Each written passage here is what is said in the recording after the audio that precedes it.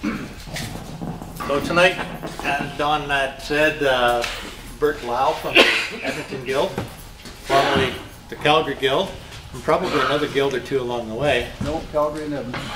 Okay. Moving north. That's a good way to go. Yep. Anyway, so he's going to do pendant for us today. Is that what we're doing? We're going to make some pendants. I'm actually going to make the jig. We'll make a few pendants as well, but the most driving force is how to make the jig. It's a piece of wood. Okay. Cool. So anyway, I'm just going to hand it over to Bert here and see what he's got in store for us.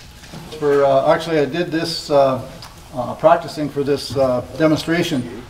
It's been a couple years since I made pendants. Bob Beckwith came to my shop when I was in Calgary, and I'd learned how to make these pendants from a video, and he came over and we made a bunch in the shop, and that was a few years back.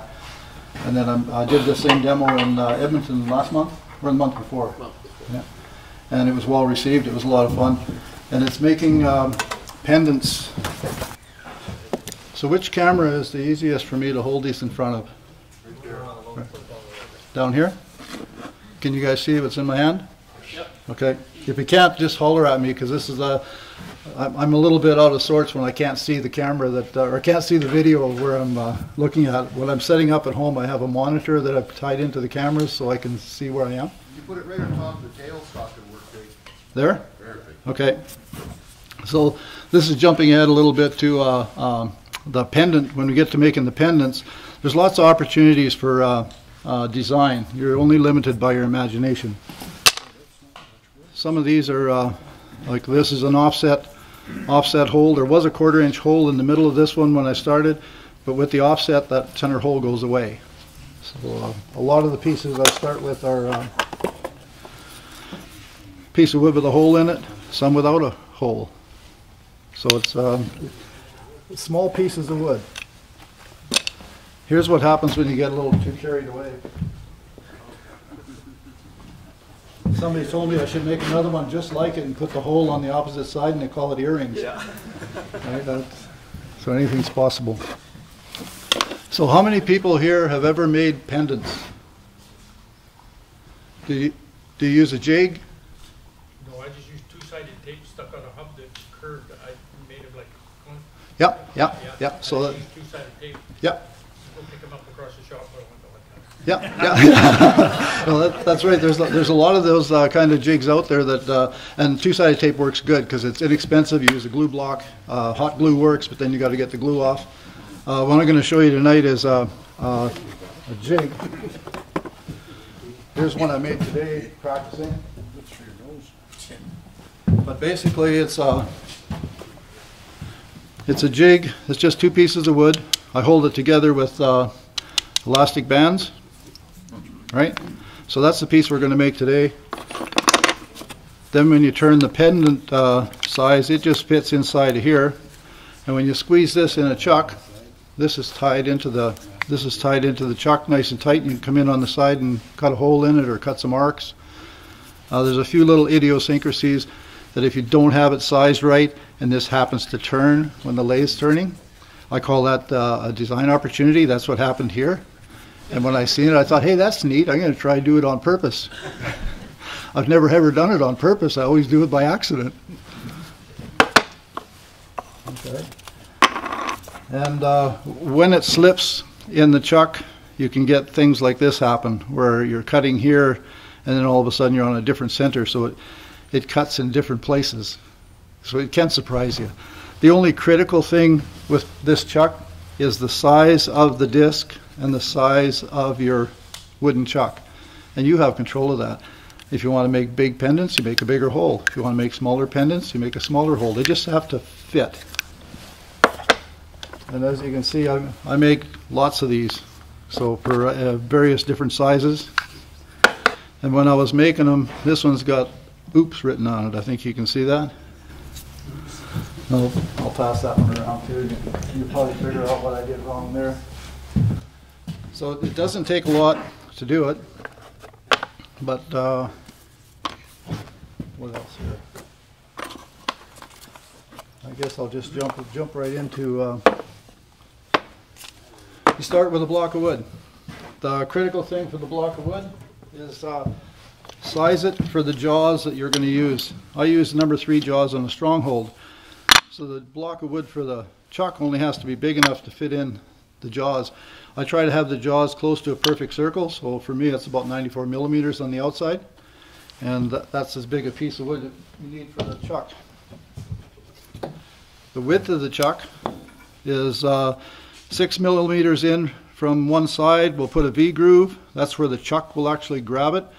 Then there'll be another 6 millimeters on this side. So the actual overall width of the chuck when it's finished will be 12 millimeters. We use the extra material on here in order to put the offset. So you start with a block of wood. You mark center on it. Can everybody see that center? So there's a center mark there. And then 6 millimeters offset, you make another punch mark.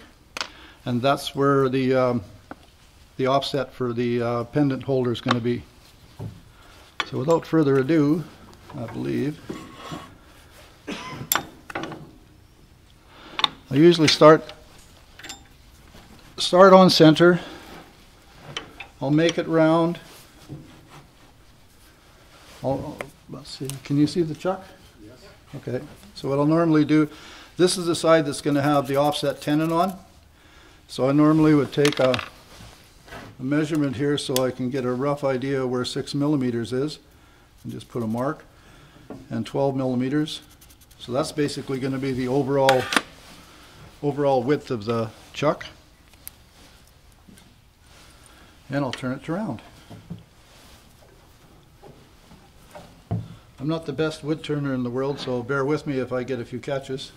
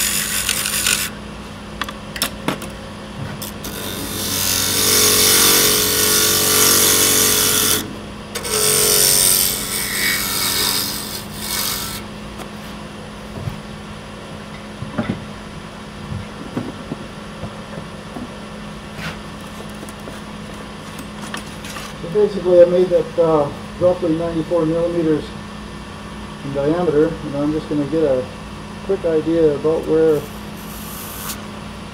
6 millimeters, it doesn't have to be exactly 6 millimeters. The key here is that this has to be able to fit in the chuck without bottoming out. And this groove has to be big enough and wide enough so that it's easy to center it on your chuck jaws.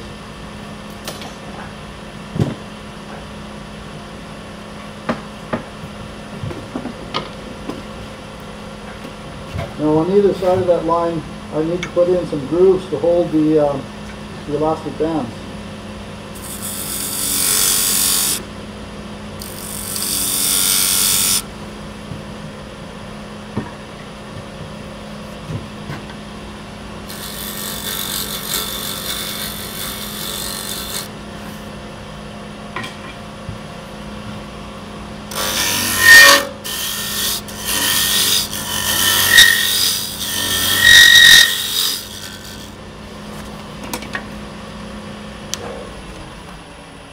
So on the way up here I was talking with Stu, and I was saying I did a practice run on it, and I almost made the same mistake right now that I did when I did the practice run. I now need to make the 6 millimeter offset, and I almost turned the spigot on center instead of 6 millimeters offset. So hopefully I still have enough material here to do what I should be able to.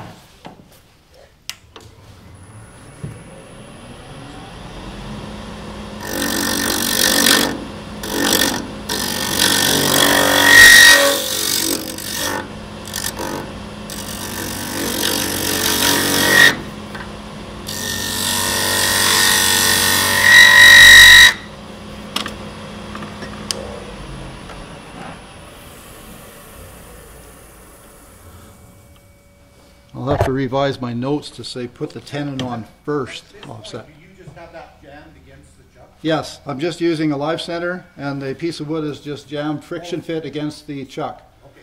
So the center point in the live center digs into the wood. Yep. So if I have a catch, I've never lost one this way, but you guys have a good protection screen here. That's why we put Al right in front of there. Yeah. I got glasses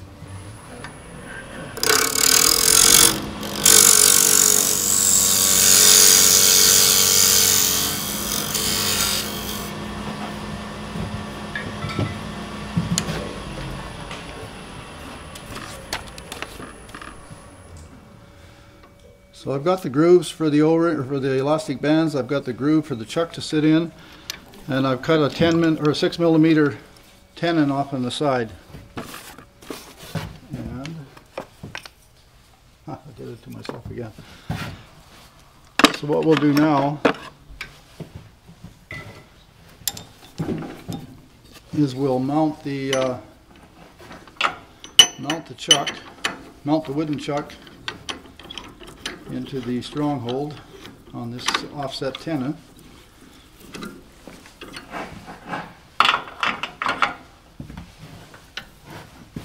Move some of this stuff down.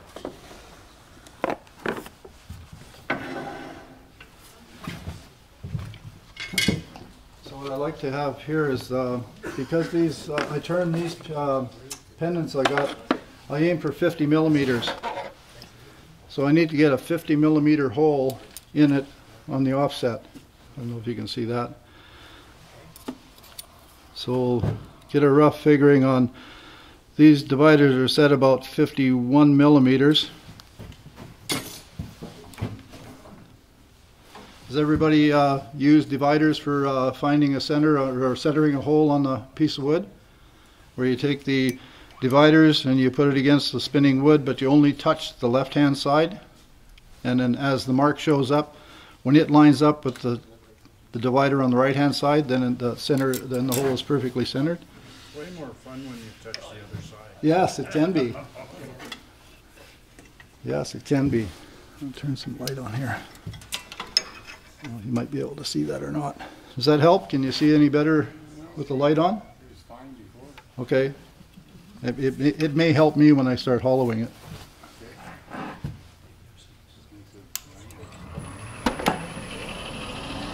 Oh, you're right, that's a little bit bright for what I'm doing here now.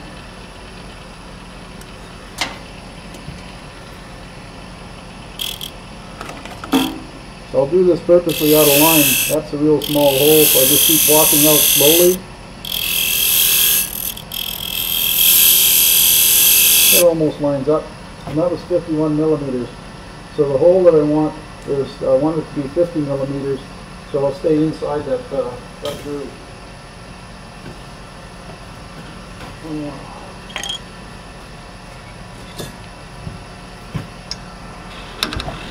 I'm going to drill it with a hand drill, so I need a starting hole.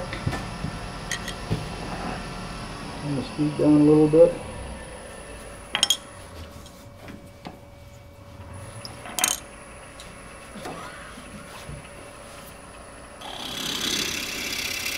This hole is just for ease of drilling, so when I'm hitting it with a scraper or a bowl gouge or whatever, I've got a hole all the way through to the bottom.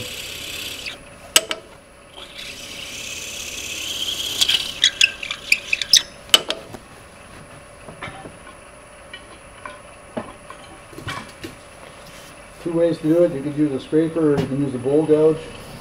I'll use a bowl gouge right now.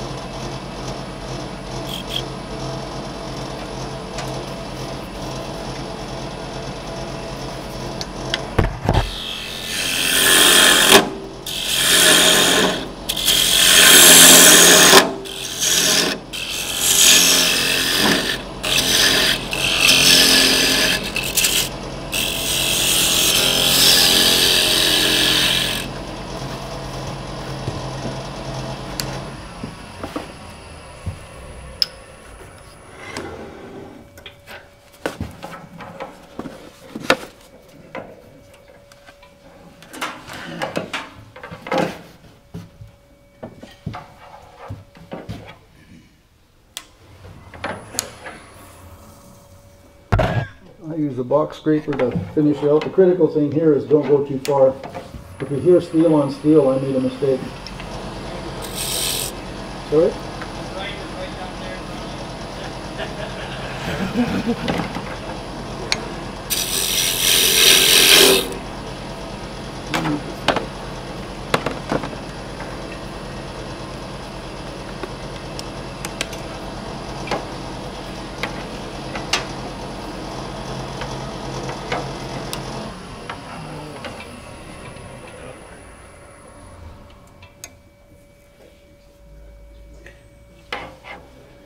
That's here.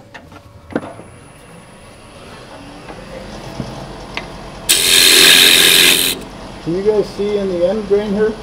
And any comments you have on the video stuff, let us know, because we're practicing as well. So any angles that you can help us out with, that'd be great.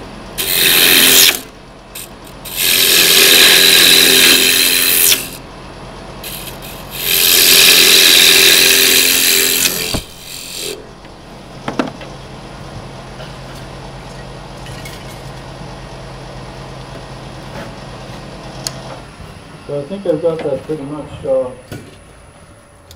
50 millimeters, but I'll just double check this. And this is just like checking the straightness of a box.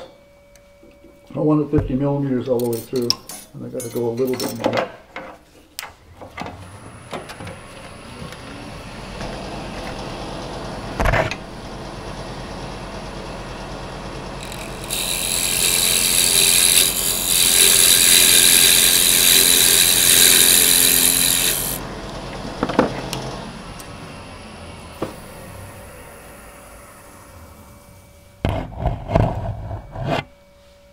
It's a little bit tight on the inside, just a little bit. This outside portion, if it's a little wider than 50 millimeters, doesn't matter because it's probably going to be gone anyhow. Oh no, I guess it's that is 50 millimeters right there. It's the other side that's going to be gone. And so now we need to put the a little groove on the inside. A little groove inside. That should be about 1 millimeter deep and probably 2 millimeters wide. That's totally up to your own discretion. Basically, it's however thick you want to make your pendants, and whether you like them rounded or pointed, well, you would just make the groove in your pendant jig so that it'll accommodate it. That centers the jig where you want it, directly below the chuck jaws when it's in the jig. And if you want it rounded, then you just make your little V-groove rounded so that it doesn't damage the wood when you're cutting it.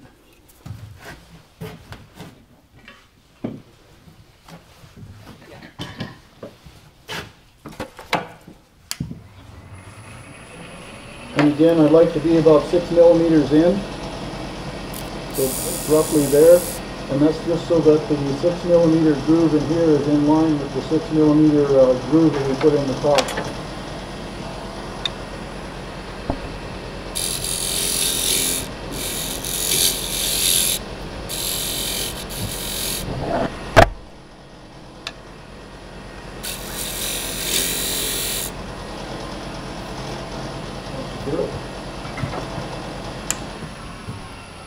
Did I get my head in everybody's way, or?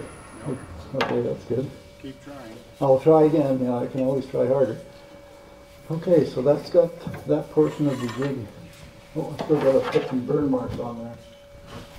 One of the things I've found working with a lot of the wood is that if you put a burn mark on it, it actually cauterizes the wood and makes it harder.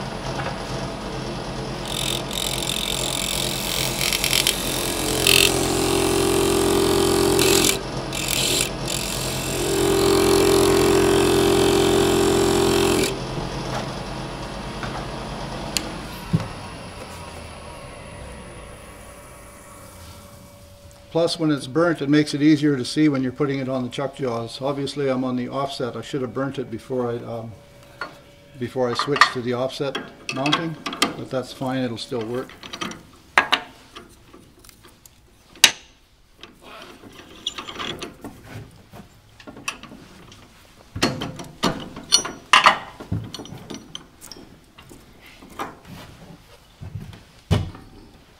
now I'll switch to my stronghold with the number 3 jaws.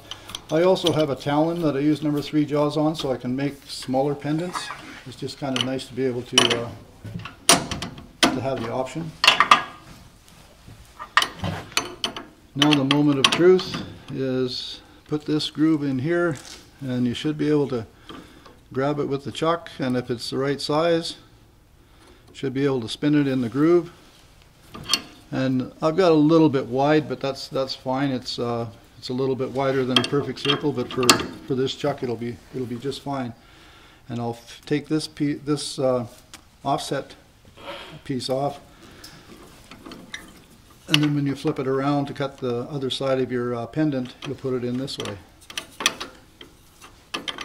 So you use those grooves that you put in it to hold it in the chuck jaw then? Yeah, the center one that I burnt, Yeah. that's the center line of the chuck, and that's what holds. That's why it's nice to have it as close as possible to perfect circle, so you have metal and wood contact all the way around. Because when you're squeezing the pendant piece in, if this is 50 millimeters, this hole is 50 millimeters, right? So it's going to be loose. But I got to get some way to get this in. So when I do that step, you'll see why 50 millimeters is the accuracy of 50 millimeters, and 50 millimeters comes into play then in a few minutes here.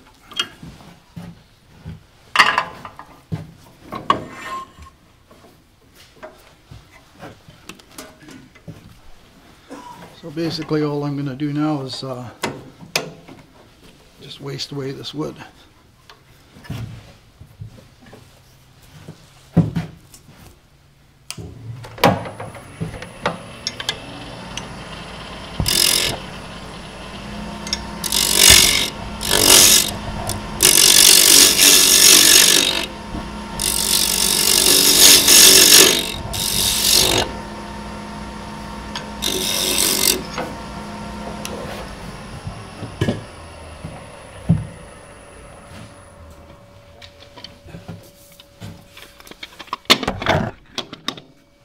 So that piece is just about done. The chuck is just about completed. The next step is, let's see, well, I've got a lot more wood I can take off of here. I'm going to make it a little bit thinner on one side.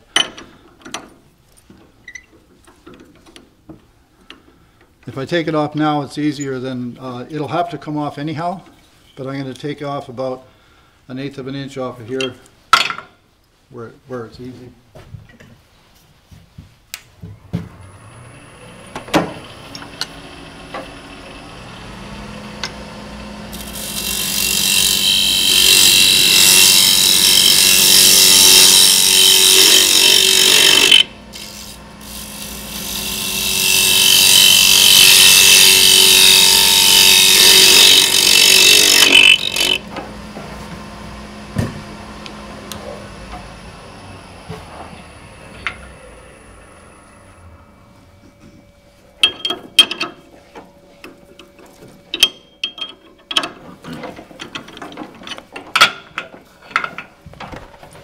Okay, now we need to make this into 2 pieces. I usually do this on a bandsaw at home. I didn't have room in my pickup for my bandsaw, so do the next best thing.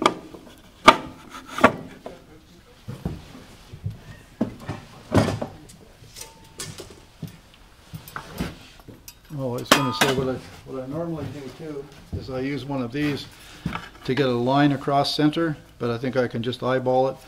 But it's, you want to be able to make sure you cut this with the grain going this way.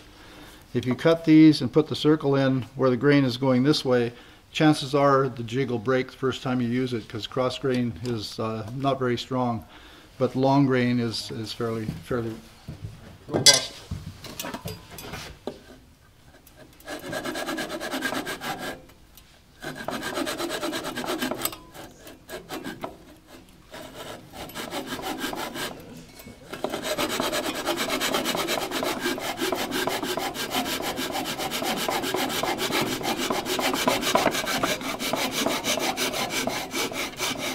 I love these Japanese pull saws. They cut so fast. They cut really, really fast as long as you keep them sharp. So this saw is probably almost 8 years old, and the only time it's out of the plastic is when it's on wood.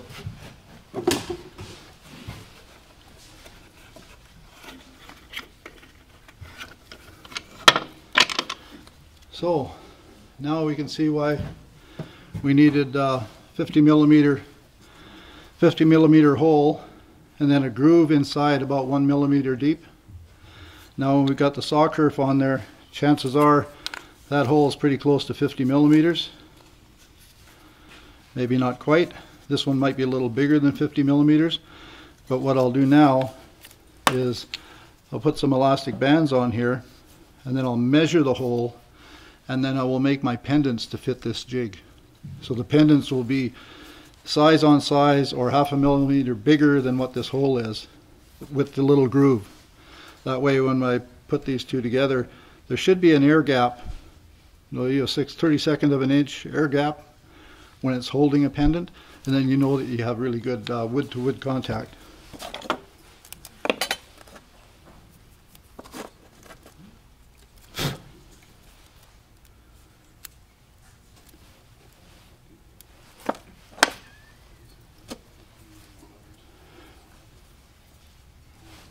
Have you guys heard of Gary Rance? Anybody? Dave Spriggett is a UK turner. They do a lot of jigs like this. I had a challenge making some pieces for some crocheters, and I needed a way to hold small bobbins, so I sent an email to David Spriggett. I'd met him over in the UK when I was working over there, and he emailed me back and told me what he does, and it worked a treat. He does a lot of these little jigs. If you need something and your chuck isn't the right size, you just make a piece of wood and cut it in half, and it works like a chuck. Like, it's so simple. But I would have never thought of it myself. Okay, so this is basically ready to go, and I can tell right off the bat I wasn't paying attention. I have this side 6 millimeters, but on this side it's way inside it. So for whatever reason I didn't line up the inside groove with the outside groove. It'll still work, it just may not work as perfectly as I'd like.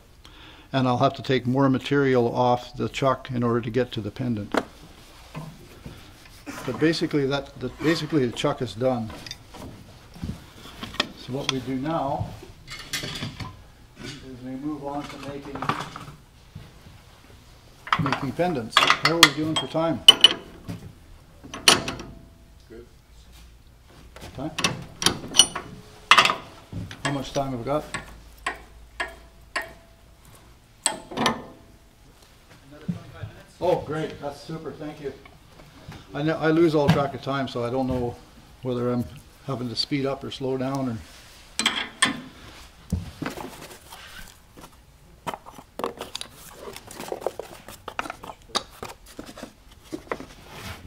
this out of the way.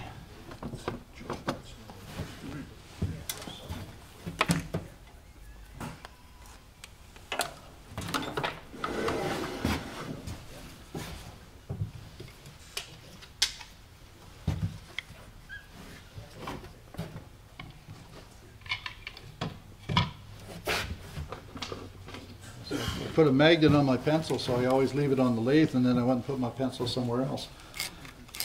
So when I do these little pieces of wood, sometimes they're not very big, so I like to make sure that I put center marks on,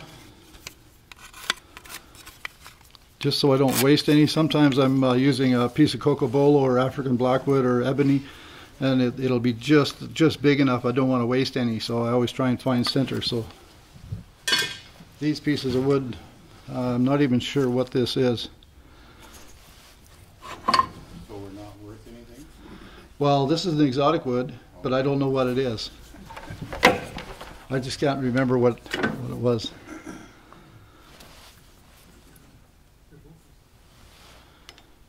And this is big enough I wouldn't have had to worry about center. I could have just eyeballed it, but I thought it's valuable to say that there's a reason why it's good to learn or to mark center and conserve wood.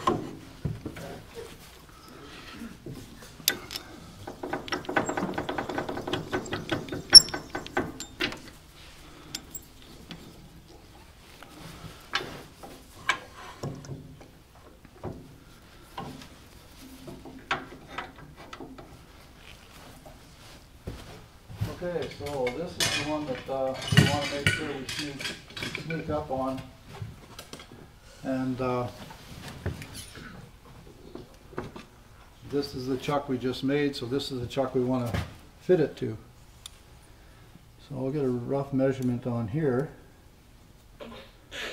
That's 50, that's probably 51 millimeters. So I want to make sure that I sneak up on the pendant size. I'll set this for just over 51 and a half. So when I get this down to 51 and a half, then I'll shape the profile of the top, and that should be good. Again, this is bowl turning.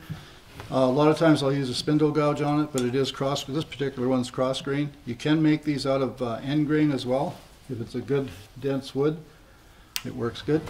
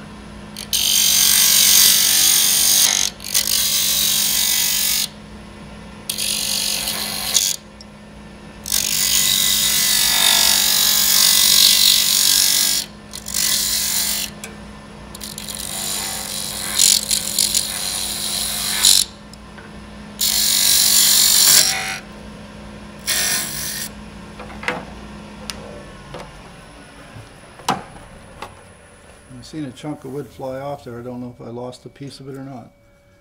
Yeah, I lost a pretty good chunk. But it looks like I might still be okay. If I go to round, it might still be okay.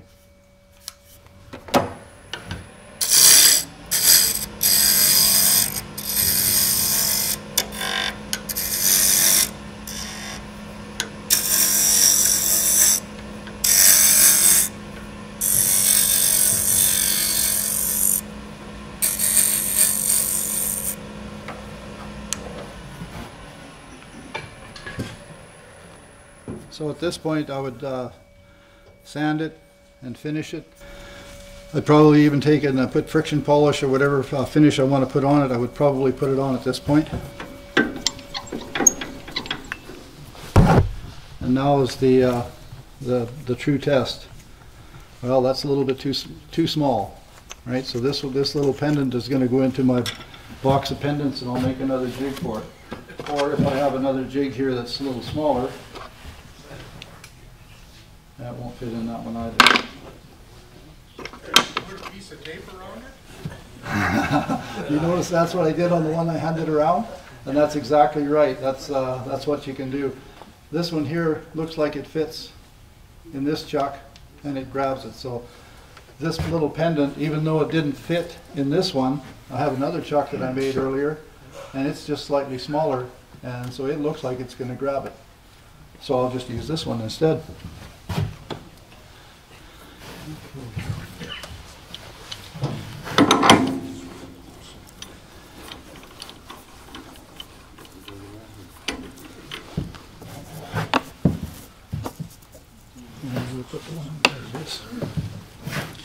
So on some of the other chucks I made little grooves and put elastic bands on. But then I found out that if I put one of these big heavy rubber bands on, it just holds it in place a whole lot easier. And the chuck still fits. It still fits in there. The chuck jaws grab it just fine. And chuck doesn't fall apart all the time. I used to have trouble with the elastic bands would flip over and the pieces would fall out, and finally when I found these big wide bands, it doesn't happen to me anymore. Pardon? You eat lots of broccoli to get those bands. Yeah, yeah. I got them at Shipper Supply. It's a packaging supply store. Somewhere some kid's shin pad Yeah, yeah. Boy, you're dating yourself. I remember using seal rings.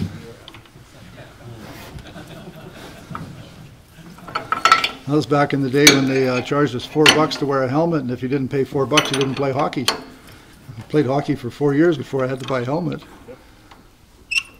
Now I'm dating myself. I always said I didn't really like wearing a helmet because it got in the way of my toque.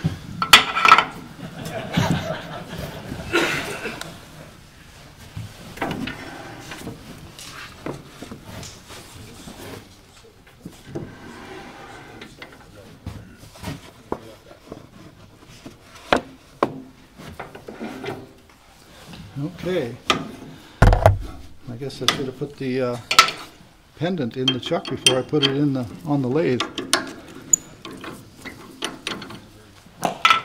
Oops.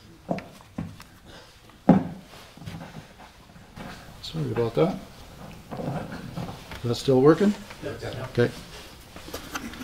So I'll take the pendant. There's what I say about the chucks always falling apart. The little O-rings or little elastic bands are even worse than the big one for this happening when you pull them apart. So you don't want to do this after you've had a few beers the night before. Probably not, no. And what I like to do at this point is, because when this is spinning, it's really hard to tell where the offset is. And we do have to remove some wood here to get access to the pendant. So I like to find out where's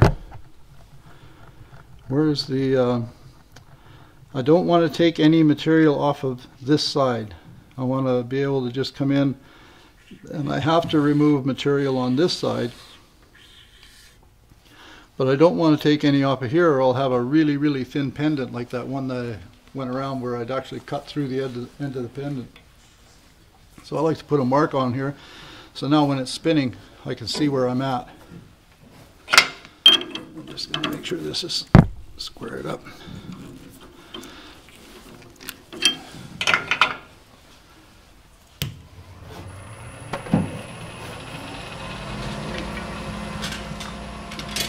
Again, now this is bowl turning. You can do it with a spindle gouge or a detail gouge, but it is cross grain, so just be aware that it is a spindle turning activity. So you have to take some, the first time you use a chuck, you have to waste some wood away to get access to your pendant.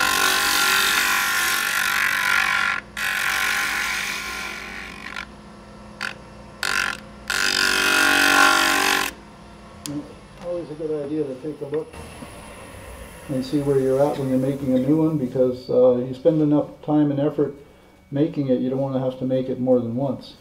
So you can see I'm getting closer and closer to where I can cut the pendant here, and I'm still not cutting the pendant here, and that's about right. I just want to be able to break this edge so that when I finish the pendant between centers, I finish it far enough down the side that I'll be able to get in and do what I want to do at this side.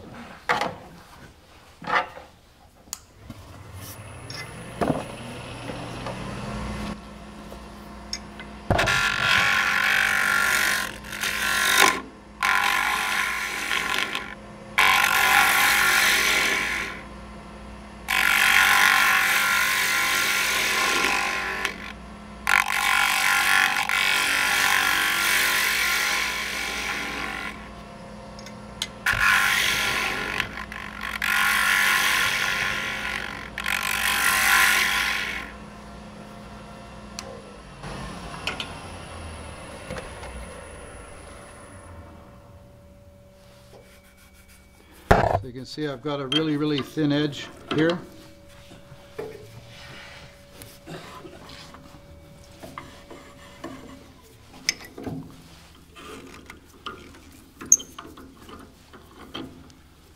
So basically the hole is going to be right here, and if I come any further this way, I'll end up cutting through the pendant, so I don't want to do that.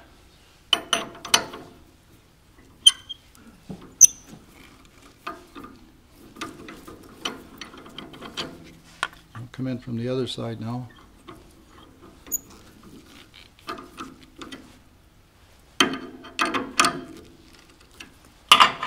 And again, I've got a mark on one side, I've got to put a mark on the other side, so I've got a basic idea of where I'm at.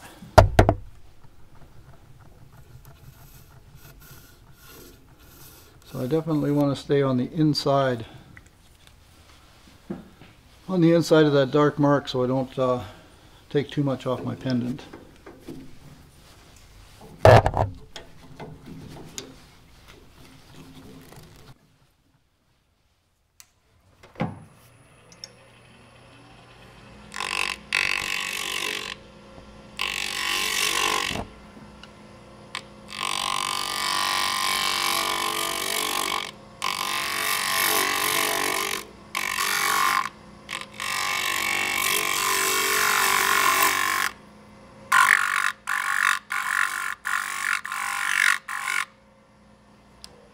Here it's getting thin, so I'm just about ready to break through.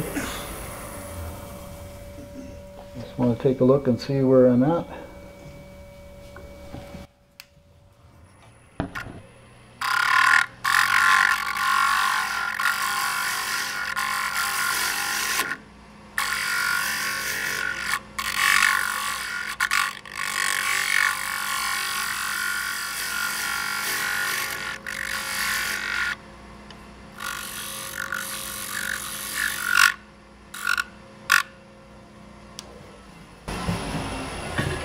So here's a point where you have lots of design opportunity.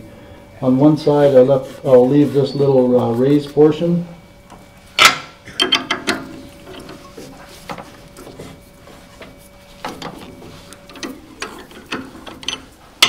And on the other side I could have made this a little bit smoother. I think I will. So on one side there'll be a little bit of a bump, and on this side here will just be a gradual taper.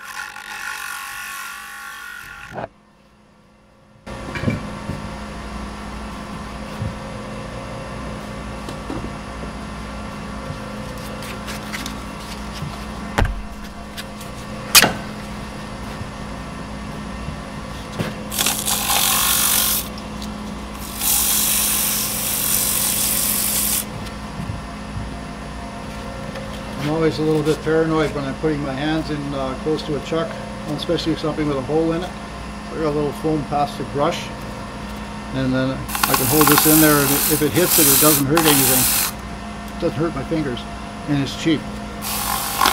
And it's really easy to replace the sandpaper.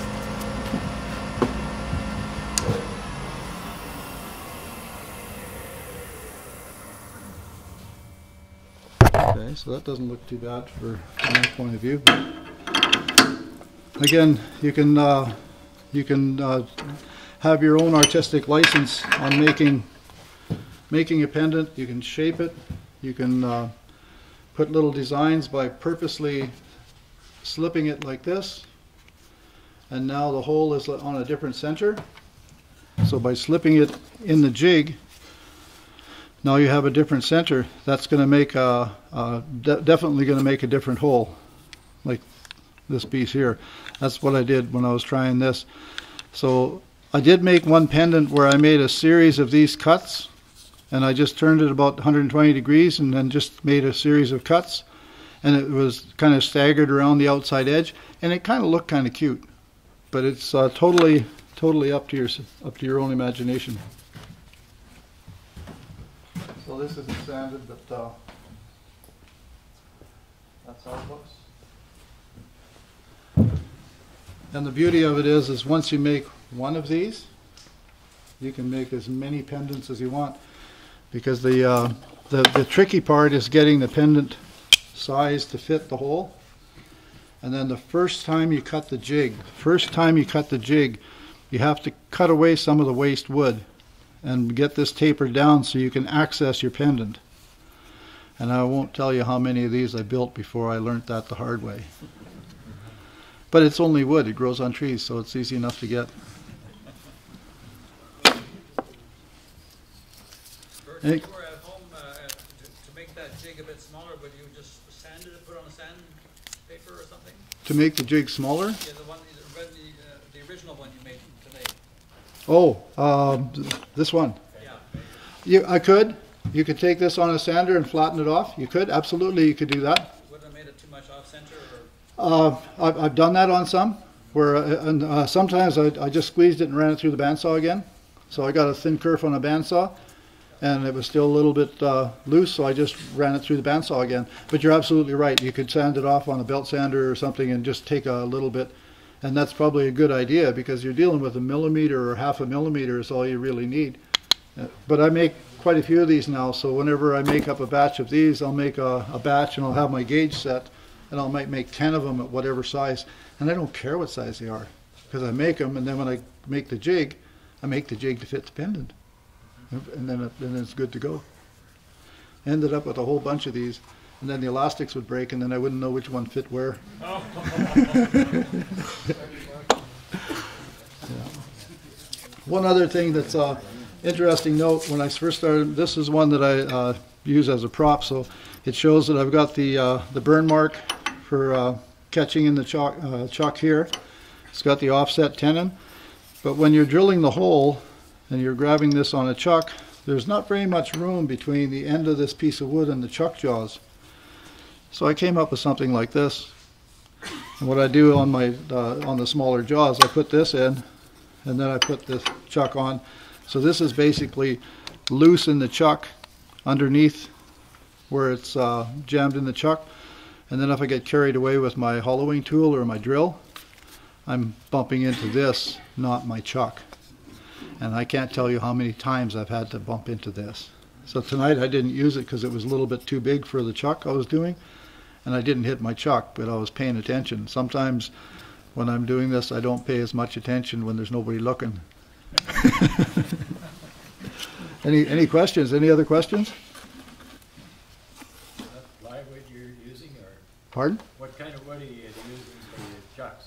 This is maple. I've used maple. I've used oak. I've used poplar. Poplar's cheap and soft and cuts really nice. And it's soft enough that if you have a real dense piece of really good wood and you grab it in a poplar chuck, you don't have to worry about damaging your good wood. So hard maple is really hard. If you have a softer pendant, you might damage the edge. So softer wood on these chucks is better. You could probably make them out of pine. Might be a little bit soft, but maple or poplar works good. Hard rock maple is really hard. So, but if you get silver maple or East Coast maple, I think East Coast or West Coast maple, one of them is quite a bit softer. It's a little bit harder than poplar, but so you can basically make them out of anything.